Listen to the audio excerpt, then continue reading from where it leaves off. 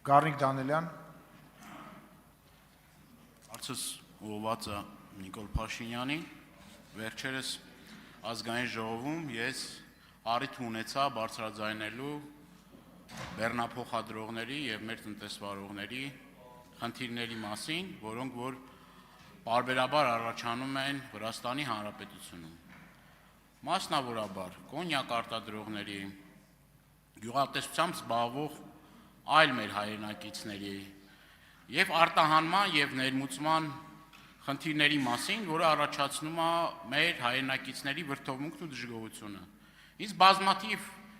նամակներ, դիմումներ, տեսանյութեր են ուղարկում այն մասին, որ մեր հայրենակիցները կեղեքվում են հենց այդ ճանապարհին եւ ստիպված են լինում շաբաթներով, ամիսներով հերթի կանգնել եւ մինչեւ այդ հարցերը չեն լուծում նյութական շահագրգռվածության դիմաց այդ բեռները տեղ չեն հասնում։ Եվ այստեղ կառավարությունը անտերության է մատնել կներեք այս բառիս համար մեր հայրենակիցներին եւ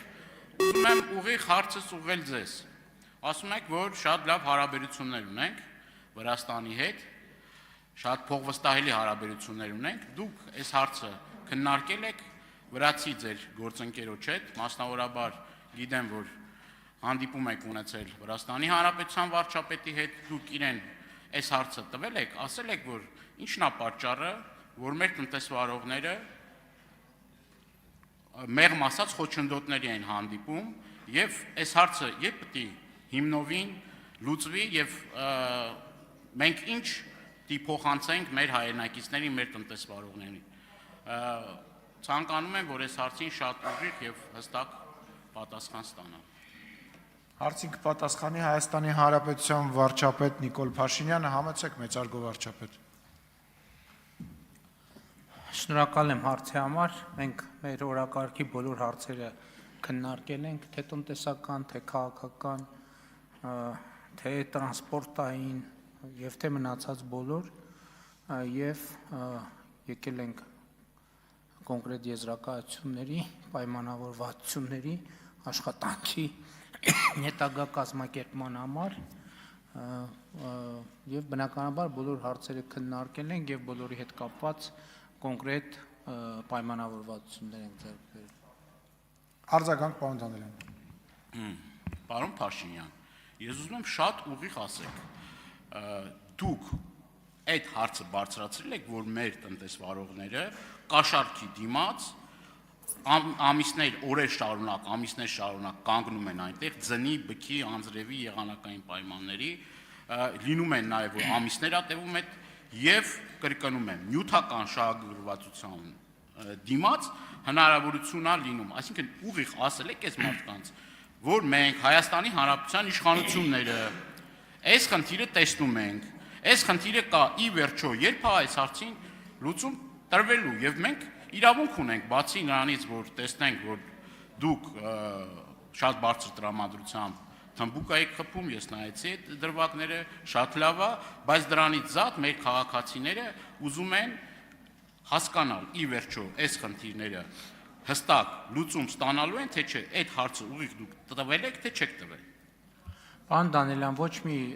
անակնկալ չկա, որ դուք ոչ թե հարց եք տալիս, այլ սադրանքով եք զբաղված։ Եթե դուք ունեք կոնկրետ տեղեկատվություն, ես ուզում եմ իմանալ, թե երբ եւ որ իրավապահ մարմնին եք դիմել, այսինքն ձեր սադրանքներով ես կարծում եմ, որ դուք ուզում եք խնդիրներ ստեղծեք, որ հետո գաք ել այդ խնդիրների մասին խոսեք, հետո նոր սադրանքներ անեք, հետո ավելի բարձր խոսեք այդ սադրանքների մասին, դուք ասիք ինչ մենք կարող ենք փոխանցել մեր չգիտեմ ինչ ասիկ, դուք ոչ մի բան չեք կարող փոխանցել, որովհետև դուք փոխանցելու ոչ մի բան չունեք, կառավարությունը ապահովում է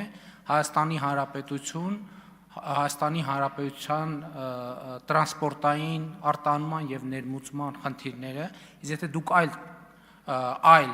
ինֆորմացիա ունեք, իրավապահներին պետքա դիմեք, իսկ եթե միջև չեք դիմել, ուրեմն դուք պարզ պրովոկացիայով եք զբաղված, ուրիշ ոչ մի բանով։ Բոլոր այն հարցերը, որ Հայաստանի եւ Վրաստանի